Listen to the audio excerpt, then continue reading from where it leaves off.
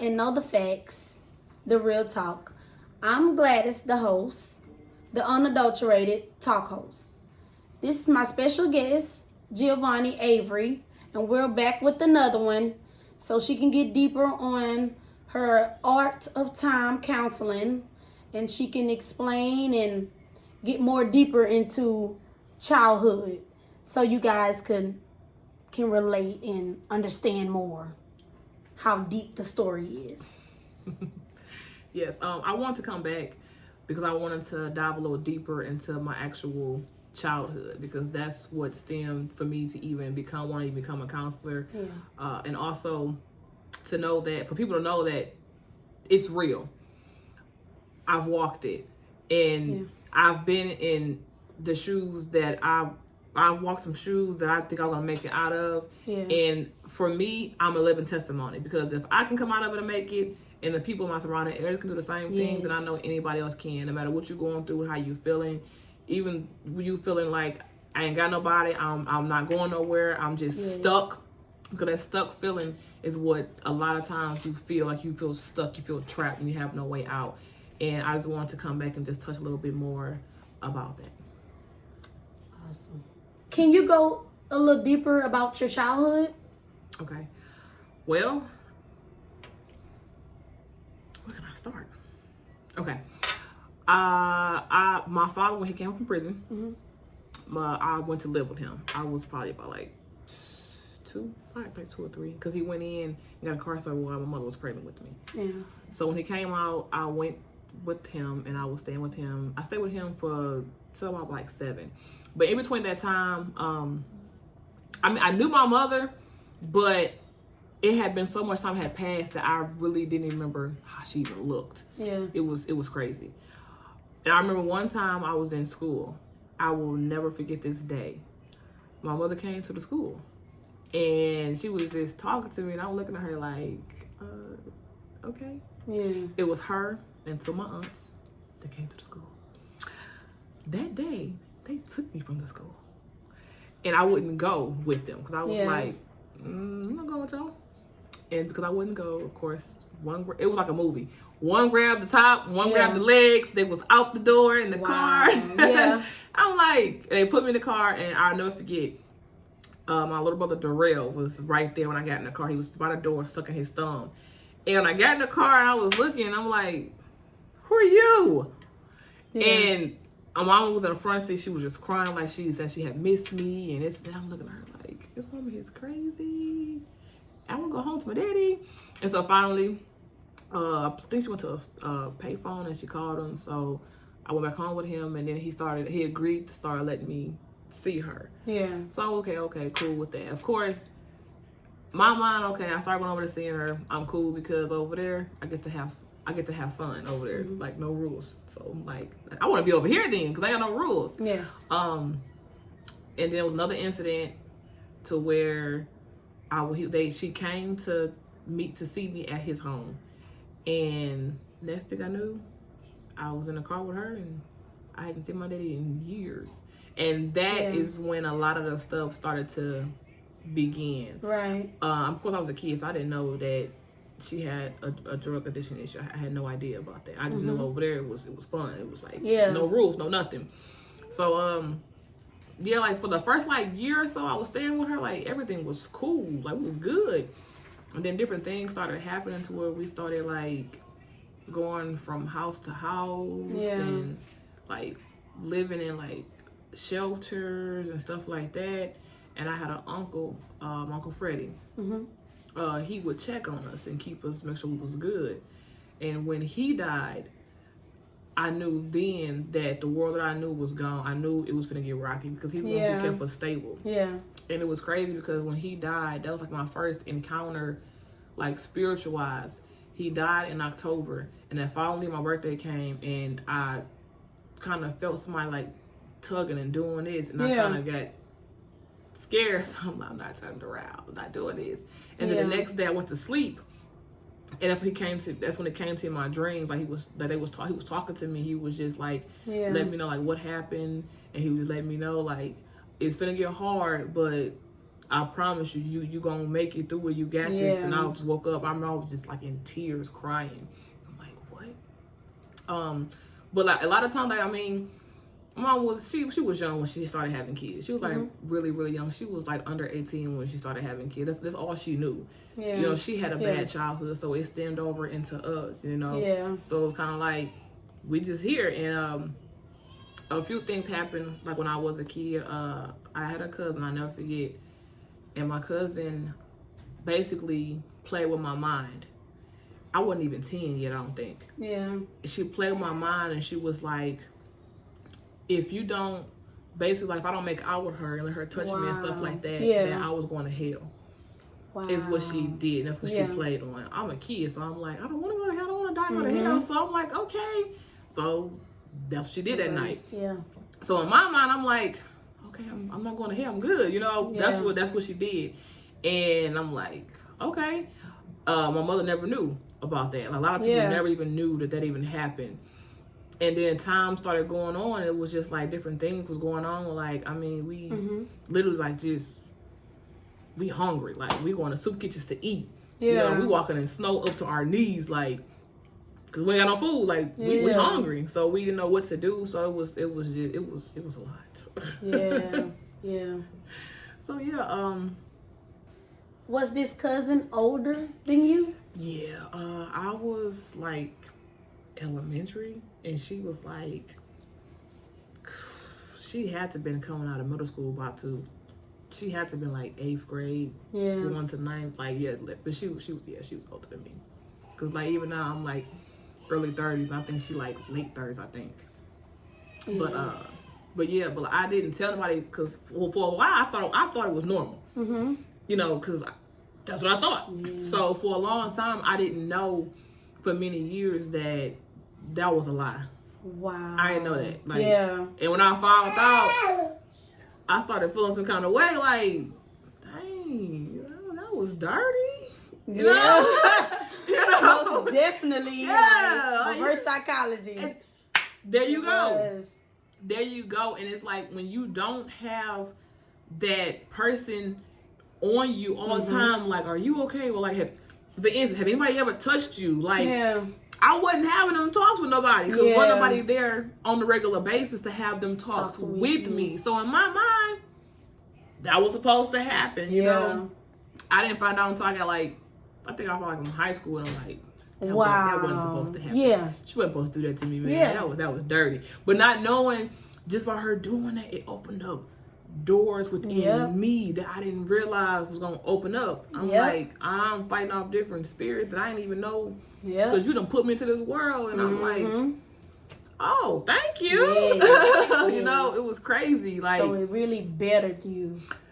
Looking back at it now, it did, but at the time I was kind of like, okay, yeah, sure. But I mean, you live and you learn, and that's one thing that I don't want other people to make the mistake with having their kids continue to repeat that same generational, you know, thing. And that's one thing that I don't want, is for my kids to experience that. That's why I like, my kids get mad. They're like, Mom, we can't ever go nowhere and do anything. So you're safe. You fine. I don't have to worry about you fighting the mental demons, because somebody done touched you and done this and done that. And I got to start fighting and praying like crazy to pull you back, because stuff started manifesting in me that I didn't know. I started acting out and tripping. Like, I mean, look what I'm dealing with, you know, like, did not have a stable environment, not knowing what's going to happen between, you know, on a day-to-day life. Like, it was crazy. Like, I was like literally just like tossed around growing up. And I didn't feel love. I didn't feel wanted. And I just didn't feel it. And I remember I went to go stay with my uncle in Chicago. Stay with him for a little bit. I liked staying with him. He was cool. And I remember I was in Detroit visiting for the summer. I was with my daddy. And they was like, called, I think it was a state called, I guess. And he was like, it was asking, was I with him and different things like that. And he was like, well, yeah. He's like, well, why? And that's enough. I got the phone. I found out that my brothers had been taken. CPS had wound up stepping in and had took them. And I remember that day, like, I just cried the whole day. Like, I was just distraught, because my brothers have always been my life. Like, I love them so much, and I want nothing but the best for them. And it was like a piece of me felt like it was just ripped. I mean, I was thankful that I didn't get caught in the system like them. but I still felt like a piece of me was gone. And I'm like, I don't know what to do. Yeah. You know, the summer was over with. I had to go back to Chicago. So that's what I did. Like a year later, I came back to stay in Detroit. I had planned on continuing to stay with him, but Mom got involved with my other uncle, and we got some stuff rearranged, and they had me go stay with him because he had my brother Earl. I didn't like him. I didn't like him at all. And in that book, that's what the book is about. Yeah. I didn't like that man. God rest his soul. That man right there, he wasn't right. He was not right. He made a difference between me and my brother. Like, he treated us differently. It was known that he did not like me. Wow. And he didn't like me because I was that kid. I got a mouth. Yeah.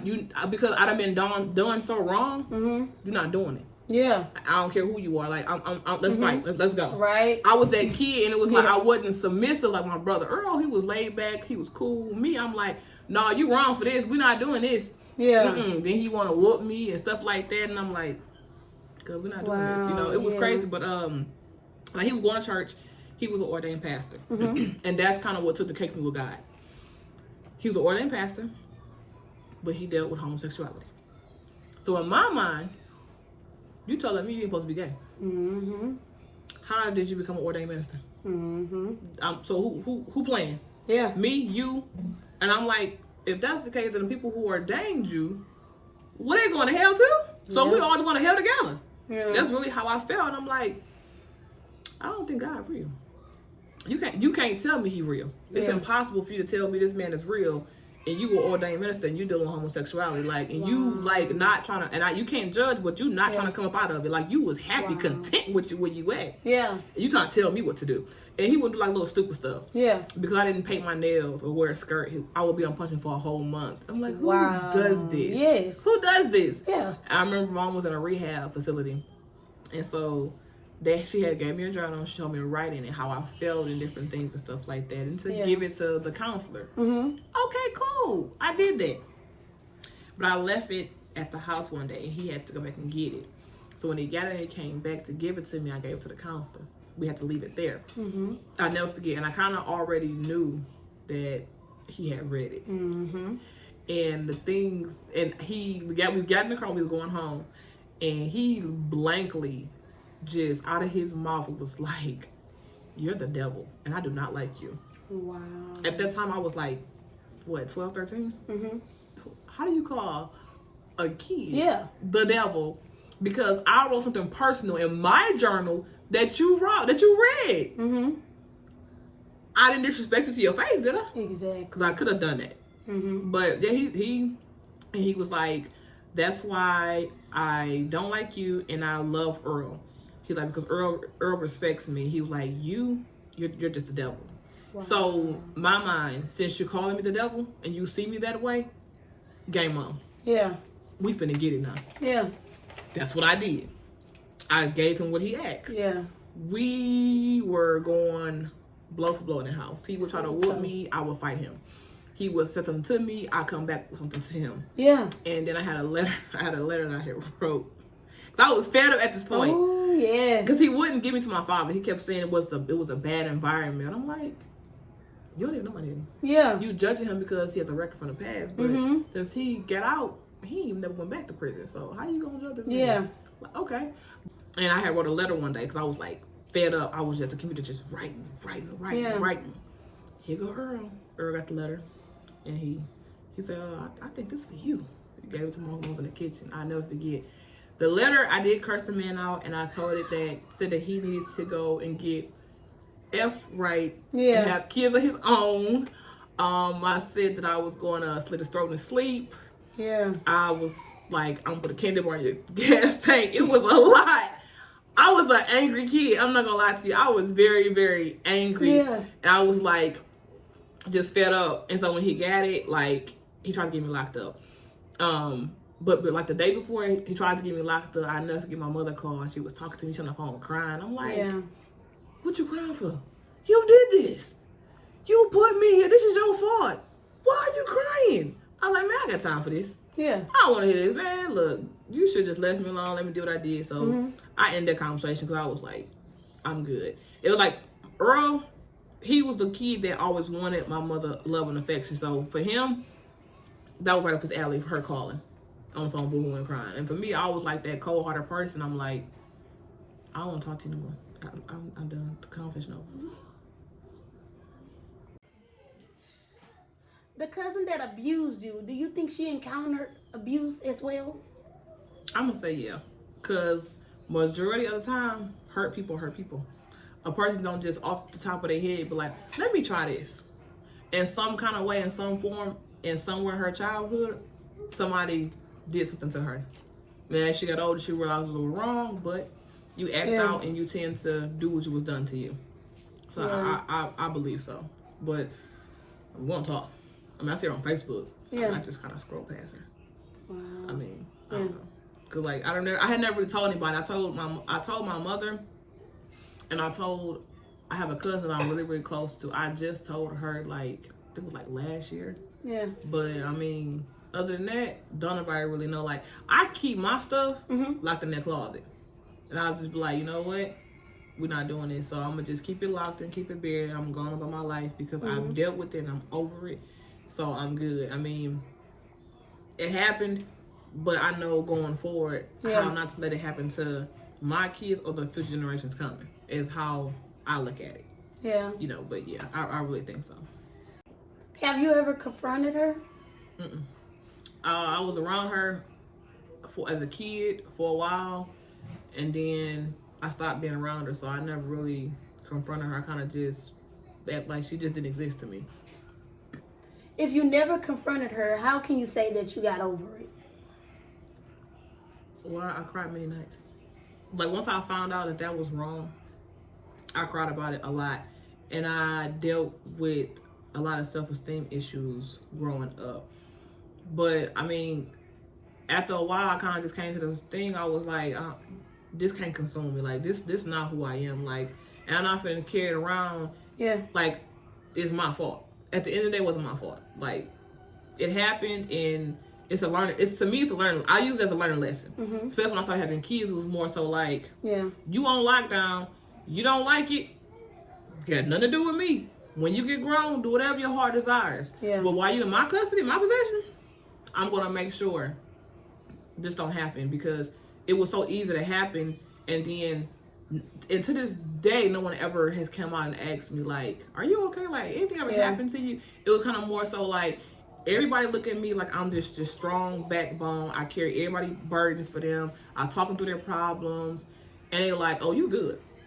But in the background, I'm not. Like, I used to be a total, I would be in my bed at night sometimes just crying, like uncontrollable, like just in my feelings crying.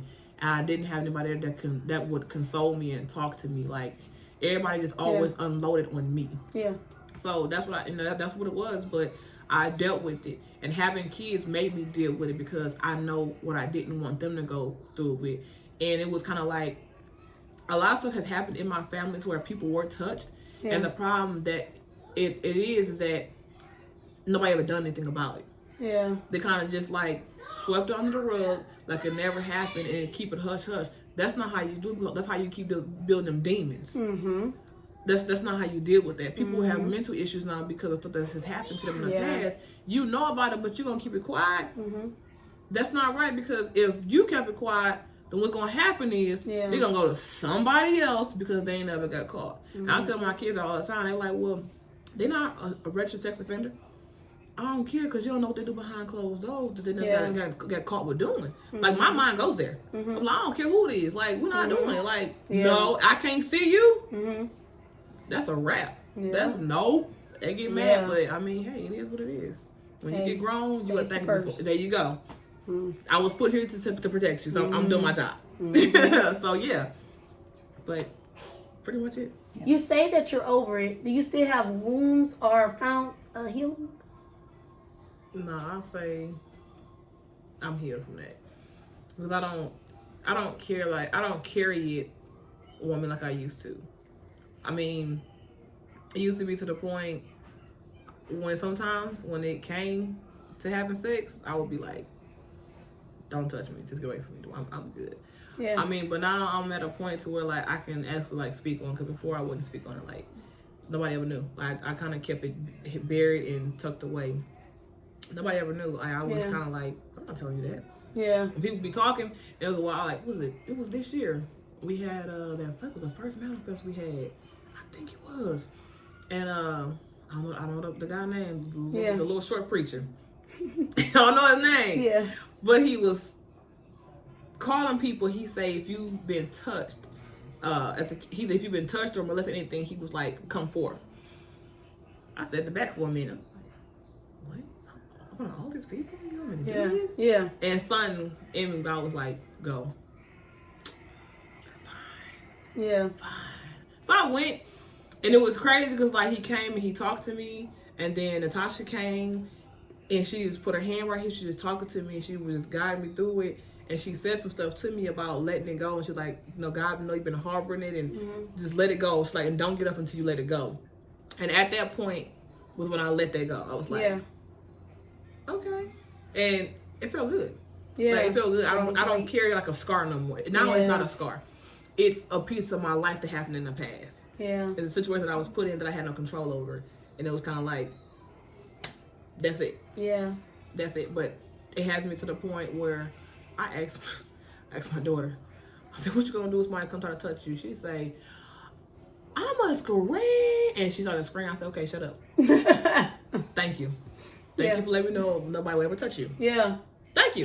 Yeah. But it has me aware now on what to do with my own kids. Like, somebody touch you, or you do this, do that. They're like, no, man. I'm like, are you sure? I'm like, look, you gotta lie to me. Just talk to me and tell me. No, they ain't did nothing. Cause I told them.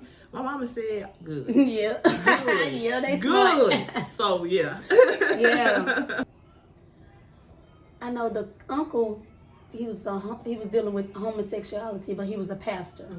And the cousin, she was dealing with some things also, and she sexually abused you. So do you think it's like a generational curse? I'm gonna say yes.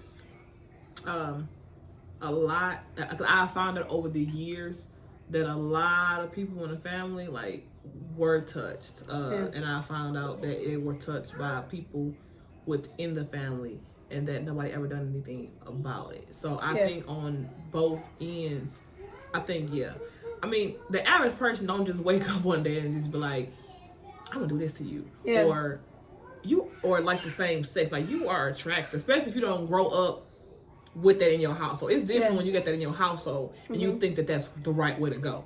It's a big difference. But my grandma wasn't like that. My great grandma, she wasn't like that. She was married. Like, she didn't do that. So I really think something happened and it detoured my uncle, and it was like it wasn't coming back. He was like, that my mom made up, and he was literally like that until the day he died.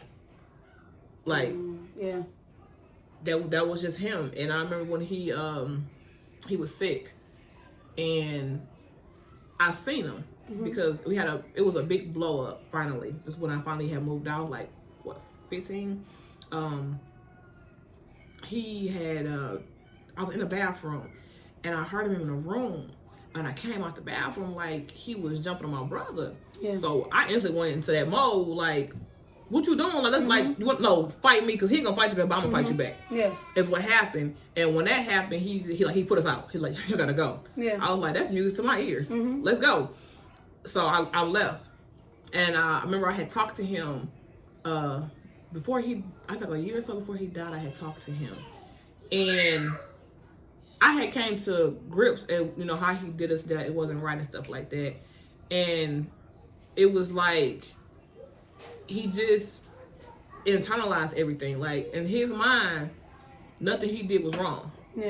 Which is cool. Like, I don't need you to prop me up. Like, 'cause I know what you did. We good. Like, I know how you treated it wasn't right. You know what I'm saying? So I mean, I was cool with that, but I had made peace with him before he left. I talked to him, everything, had a conversation with him. He was sick one day. I even went to, I was like 16, I went to his house, cleaned his house up for him, made him some food, everything. Like, I didn't harbor nothing against you, because, like, I mean, at the end of the day, it is what it is. Like it made me. I looked at it as it made me who I am. Mm-hmm. So it was a piece of the puzzle that I needed to be who I am today. So I mean, I was cool I was cool with him. Like I spoke and I kept it moving. But don't ask for nothing else. But I mean, it was good though. So but I really think that something happened on both ends for them to just have that in their mind. So, right. Yeah. Because your uncle was dealing with the homosexuality, do you think that he favored your brother more than he favored you? Oh, most definitely. I mean, it wasn't nothing that Earl did not get that he asked for. Earl could be on punishment and he would still get gifts. Earl failed the 3rd grade and had to repeat it, and he still, nothing ever happened to him. Yeah. But when it came to me, baby, he found any and everything to try to put me on punishment or say something to me. Yeah. It was to the point, like, a lot of times I would just call my great grandma, like, Grandma, can I come to your house? Because I can't deal with this right now. Yeah. He would let me go over there, but he wouldn't allow me to go to my daddy's house. Like, his punishment was either I stayed at home or I couldn't go to my father's house because he knew I wanted to be with my father. He knew that's where I wanted to be at, and he knew that. So that was a punishment for him. Yeah. But I really, he favored my brother a lot. I mean, one Christmas, Earl got so many gifts for Christmas. He got like 6 pairs of shoes, clothes, gifts, and I was just looking like, all right. Yeah. You know it's on, right? It's on. Mm-hmm. I ain't gonna take it on my brother. I love my brother. That ain't his fault. But me and you. Oh, yeah. We go ahead and talk. Oh, yes. I made that man pay for it daily. I know he was happy when I left his house. I was happy too. But I really think that played a big part of it. And I'm glad that we got out of it when we did, because I could really see him enticing my brother battling with that, because when you're growing up in a house like that, you kind of start to lean towards what they showing you. Yeah. You know what I'm saying? Because they're kind of molding you and making you, so I'm glad that we got out of that when we did. We didn't have to stay that much longer, because I'm strong. Everybody else didn't like me though. Yeah, some people were easily enticed. Yeah. Me, I wasn't easily enticed, and he did not like that about me. When you had me, it came with a fight. Yeah. I didn't back down because I'm not doing it. I've been mistreated too much and too long. So now I was at that point in my life, I'm not taking nothing from nobody. Right. Like, we gonna fight. Yeah. That's it. We fighting. Whether you want to do it verbally or physically. Yeah. We fighting. So, but yeah. Now that your belief in God, can you honestly say that you were glad that your uncle was a homosexual? Because if he was straight, you probably would have got touched because of the generational curse. No, I don't. Honestly, I don't think it would have made a difference due to the fact by the time I got with him, I was already so far gone up here mentally. You wouldn't do nothing to me. If you do, we're fighting. Yeah. I don't care who you are. Mama, daddy, I wouldn't care who you are. Yeah. I'm not going down without a fight. So I don't think it would have made a difference if he was straight or not. Yeah. I probably would have preferred him to be straight because he would have had his time occupied with a female. Yeah. Instead of, because he tried to hide his lifestyle, which I was just didn't know why. Yeah. I mean, we lived there. We up, like, we can hear things at night, but okay. You did a good job. And then everybody around you was gay. Like, literally, you think we stupid? Yeah. But it would probably kept him occupied. Like, literally, and away from me. But yeah, I don't think it made a difference because, I mean, baby, I was the lion and I was not going away without a fight. So he was just for the fault of me. Like, let's get it. Yeah. So, yeah. Since you were violated by a female cousin, did that ever click that was the right thing to do? Yeah. It did at one point. I'm not gonna lie. I have dealt with the spirit of perversion. I'm not gonna lie. Yeah. I used to kiss myself sometimes. A girl walking by, I'm like, she is cute. Yeah. Like, she got a big butt. I ain't gonna lie. I'm like, what are you doing? Yeah. But I dealt with that for many years. Like, I would look at a woman, I would judge them. Like, okay, but I never crossed no lines. I don't know. It was just something in me would never allow me to, I should say, because I did have the desire at one point. And I thought that would be the right thing to do. but it's just, I guess now I can say it probably was God. Yeah. Because something in me would not ever in life let me go that way. Yeah. And I even had people hit on me and all kind of stuff. And I'm like, I ain't gonna lie, I did think about it. Yeah. And I'm like, no, I can't do that. No, I'm good. You know, so that's number God. Yeah. Because it did mess with me. And even being grown, it did mess with me at times where I had to second guess. And I'm like, girl, you better go sit down somewhere. Yeah. But like, it's true. Like, it really had me think like, that's the way to go. Then I had like homegirls who was gay or bisexual. Yeah. And it was like, to them, like, that's just the norm, you know? Yeah. So I'm like, okay. And then people thought because I hung with them that that's how I was. Yeah. But in reality, I wasn't. I never in my life dabbled in it, like, at all. The thoughts ran across my mind, but I never done it, though. So, I mean, I'm glad, I'm thankful that I did. Because I ain't gonna lie, I got enough to see and to ask. I got enough seeing to answer for. I don't need no more. I don't need no more, I promise that part, you. that was the world pulling on you, so. And you know what, now, it was. And me not knowing, I'm glad I was strong enough not to go into that, because that would have been a hard thing to come from. Yeah. It's hard to break off. I've talked to many people, and it's very hard to break off of you. So I'm thankful that God kept pulling on me, even though I didn't know it was Him, but I'm glad that He kept pulling, and I never, went that way. So, and I can honestly say I don't know many people who had the experience and didn't fall to that. So I'm very thankful that I was one of them that didn't go that way. Right. So, right. Yeah. Do you think that the generational curse is only on your mom's side and not on your father's side? I mean, I'm going to have to say yes, due to the fact being I've never heard any horror stories on my daddy's side. Yeah. I mean, I go to Alabama like every year almost to see them, and he flies and he meets me with the kids and see them and stuff like that. I've never heard any crazy stories like this. From his side, but with my mother, I've heard crazy stories, I've witnessed it, and I've lived it. Yeah. And it all came from her side. Like, something wrong with her side. Like, it's some curses that needs to be broken, and that's another reason why I felt leaving Michigan was the best thing that ever happened to me. Yeah. And raising my kids in a whole different environment and atmosphere is what I see, because my kids ask me all the time, like, Mama, you got a lot of family, but we don't get to see them and talk to them. And I tell them all the time, you never will. Yeah. You never will, because certain things is better left alone. Because I'm not going to willingly put you into an environment. And then something happened, and then you looking at me like wow. Why you do this? Yeah. And I'm like, my bad. No, because my bad. I'm sorry. It doesn't don't fix it.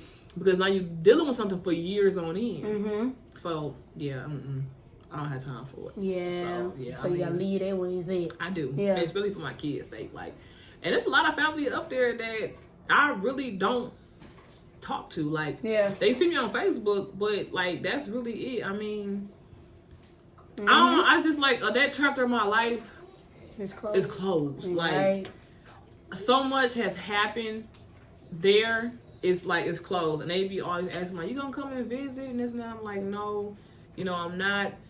And one of the biggest things was once my brother was put to rest, like I never went back. Yeah. And that's been since 2012 in December. Like, I have never in my life stepped foot back in Michigan. Like, wow. Because when that happened, that took something from, like, that took a big part of me that I'm just now getting. Exactly. Like, even my daughter be asking me questions, I ready to just beat her up. Yeah. And she be asking questions about my brother, and I'm like, can you just leave me alone? Yeah. And my son telling him, like, look, that's my own brother. That's a sensitive topic. So I ask so many questions, leave her alone. And she get mad, but I'm like, it's okay, Kylie. But, I mean, yeah, it's like, and Detroit ain't got nothing right now anyway. It's like, that's like murder capital right now. Yeah. So I'm not about to take my kids into that willingly. Right. We're good. Yeah. No. Thank God, thank God that you got out of there. So. That's what I said too. Yeah. So I'm very thankful. That was a blessing. It was. And not a curse. It was. But it could have been a curse, but you reversed it. Yeah, so. And I'm thankful that majority of my siblings have migrated this way, so I'm like, I'm just thankful. Right. I'm just like, just don't do it. Don't do it. So what advice can you give my viewers for situations, because some parents don't hear their kids out or don't try to And that's the biggest mistake. I really feel as parents, like sometimes you might not want to hear it, Right. but I really feel that you should always talk to your kids about how they're feeling and what they're going through. Because something that might not affect you will affect them. Like the littlest Right. thing can affect them. And you be like, well, what's wrong with you? Like, why are you Right. tripping? Like, what's your problem? But having that open line of communication is key. Right. Without that, everything literally Goes just out the crumbles. Like Yeah. you have to have that, and your children have to have a sense of comfort Yeah. and love. Yeah. You can't always bark orders at them. I mean, you have to open up to them. Like I've opened up to my son a little bit about my childhood, and I found that once I open up to him, a little piece of him starts to get better. Exactly. You know, he's not always so rah-rah and going and going and going. Now, Right. my son's starting to have more compassion and more understanding Right. than what he used to. Yeah. So, I mean, it goes, you know, both ways, you know, like, but I try to keep a lot tucked away from him because Right. I don't want to create an image for nobody for him. I want him to find out on his own. Yeah. But certain things that he does ask, I will open up and discuss it and tell him about it and stuff like that. You know what I mean? Because it's history. And you learn and you grow from your history. You know what I'm saying? So I don't want to just shut him out and shut him down and he starts seeking. Yeah. Because that's the problem. You start to seek on your own. Like, Yeah. that's when doors start open up. So that'll be a whole nother Yeah. segment with open up doors and seeking because you start falling into bad relationships. Yep. Is the problem. And no mother wants to see their child in a bad relationship that you know Right. is toxic. Yes. And you know they're not getting nowhere. And you know it's causing nothing but hurt and pain. And it's like, Yep. you can't pull them out of it. They have to be willing to do it on their own. So Right. it's like, you kind of just steer them the right way is the main thing. Right. We got to touch on that another time because that go deep. Yeah. I think every female has been in a bad relationship that you knew wasn't no good. You Yes. knew it. And you like, Yes. I'm still staying though. Still did it anyway, yeah. But yeah. And also with the time, because you know some parents out there, some of them, I'm not gonna, you know, bash out the club ones, but time matters with the kids, right? I mean, yeah, like Because that's how you get to know your kids. Because you cannot get that time back. Time brings memories. You can give a person all the money that they're asking for, but without the memories, it means nothing because they still feel alone, Yep. not loved, and misunderstood without that. You have to put in time, even if you want them parents. I'm a single parent. Yeah. I got 4 kids. And it used to be a time where I used to work. I worked so much at one point, I didn't know that one of my kids had a disability, like a mental issue. Yeah. I didn't know. Well, actually 2 of them, but one of them was like really, really bad. Yeah. Like she was like 3 and she couldn't talk. And I didn't know something was wrong with her. But I was always working because in my mind, I'm working because I want you to live how I did not live. Yeah. So I'm going to work. I'm going to take care of you. You're going to live good. Now, realizing on the back end, they were suffering because mama ain't there. Yeah. You know, so when I stopped working so much, I was like, something wrong. And I felt bad in myself because I'm like, I put so much time into working to take care of y'all that I missed the main part. Like, I got to fix it. You know, so like, time is memories. Memories last longer than money because when you dead and gone, them kids and them grandkids gonna have them memories. They're not gonna, that money, it come and go. You can lose that. You can't bury it. Like that's it. So time is very important to put in, you know, with your kids when they're growing up, and to have that sense of stability. Because if you don't give them the time, they're gonna find it somewhere else. And the problem is where they're gonna find it at. That's when the world starts to come in and knocking at your front door, and you like you can't tell them what to do. Yeah. You like, wait, but I'm your parent, and what that means? So what's next? What you got for me? Yeah. So time is a big thing. Yeah. Because you can't get that back, and that lasts a lifetime. And it's okay to go out sometimes. And you have to have let down but time. Hey, sometimes you gotta focus, open up to your kids, and try to relate. Not being funny, at the end of the day, you had them. Yeah. You asked for them to be here. You had them. Period, point blank. So you have to do what's right by them to take care of them.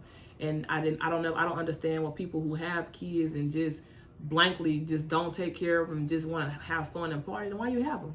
Right. It's people out here who would love to have kids who cannot have them. and you got kids and you don't appreciate them. But first time you get old or something happens to you, you knock on their door to come stay with, they looking at you like, girl, go to nursing home.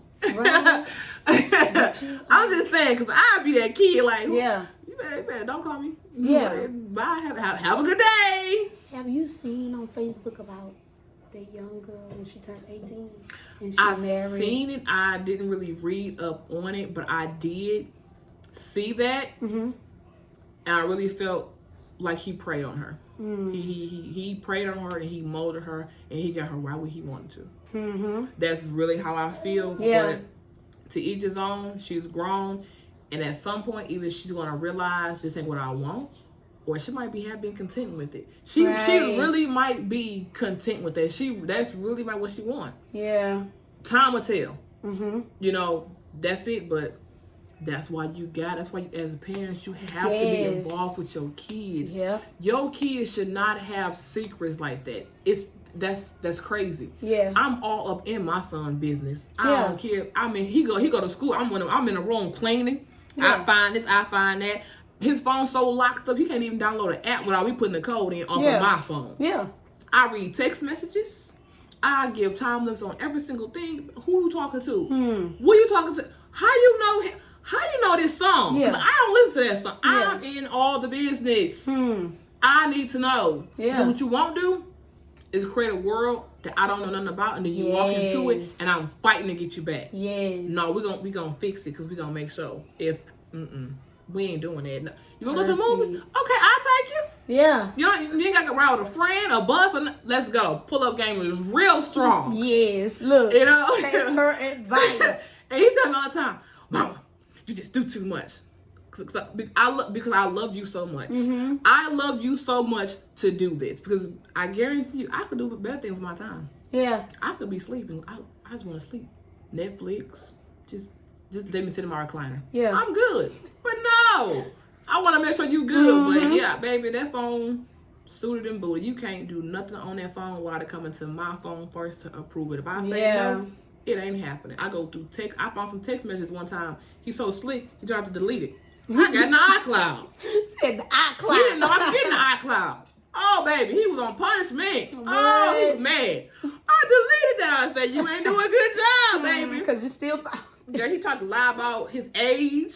And then his cousin had a toy BB gun pointing like he was a real thug. Yeah. I said, oh, so y'all thugs now. You live in the suburbs and you a thug? Yeah. Okay, you want to be a thug no more? Yeah. It got so to that point, he didn't want to talk to cousin no more. I want to talk to you. You got me in trouble. I said, no, bruh, you got yourself in trouble because you're being hard-headed and trying to be grown. Yeah. You shouldn't have done that. So I fixed it for you. Yeah. So yeah, we have a good little time at home. We got open communication. You tell them what's on your mind. Once you tell them what's on your mind and why you feel the way you feel, I'm gonna in return tell you why I do what I do. And I'm gonna tell you if you're gonna do it my way or the hard way. You ain't gonna like the hard way because my way is gonna always be better, whether you like it or not. You live with me, and you don't want to listen. Cool. I asked my son one time. I said, "You want to move out?" So don't even answer that. Move, leave, bye, get out. He was like, "Well, I'm supposed to go." There go the question. How's that my problem? Well, can I take the phone? No, I'll pay for that. Yeah. I was like, but the clothes on your back, I'm gonna let you keep them. Yeah. But you can walk. Well, I don't know who's gonna take care of me like you do. No. You realize that now. Oh, now you appreciate me. Cause I tell you to get out of my house. You know, like. Yeah, it's there. So I'm excited to see this. Cause I got his life planned out. You can go to an HBCU university. When you done, you can do whatever your heart desires. But you better do something. You get no money, no house, no nothing. Right. So I got time. Yeah. I want them to live how I didn't live. I want them to walk a different way. I don't want them to have a hard time or struggle. I don't want them to constantly keep beating their head against the wall. Yeah. I don't want them to do it because you don't have to. That's what I'm here for. I'm your bumper to let you know. That ain't the way to go. Yeah. That's not what you want. So I got the time. As long as God keep me here, I got number time. Right. So we can do it your way, my way, your way, gonna still be my way. So it don't matter. But that was perfect. Yeah. Awesome. I love it. Well, that will be all for today on the Be Still and Know the Facts, the Real Talk. And you guys will have her link below. So tune in. Be participating and support because she's an awesome counselor. And also, she will take the time out and will listen to whatever you guys are going through or struggling with in the path of life, because everybody goes through something horrible. Nobody's story is pretty. Nobody starts off perfect. So we all go through things. But that will be all for today. And I thank you again. No problem. Because no problem. she's on it. She's awesome. I like I her. had a good time. I had to come back. Yes. So, and I want to present you a nice gift for being here today. I like coming here. Yes. Babe, I like coming here. Okay, we can do. Oh yes, I need this. Yes. I'm gonna have to hide this in the bathroom though. I'm telling you, look, the kids will be all in. My daughter think goes. it's a hairbrush. She thinking. Oh shit, my daughter know what it is. Oh baby, she wants to get Really? the pedicure, the makeup, baby. Oh baby, We got a little spa going. Baby, Kylie don't play no games, baby. She be on it. Thank you. That's what we have for today. And I thank you for being on the show. Like, comment, and subscribe, please. And her link will be at the bottom of the comments. So stay tuned. And that's all we have for today. Peace.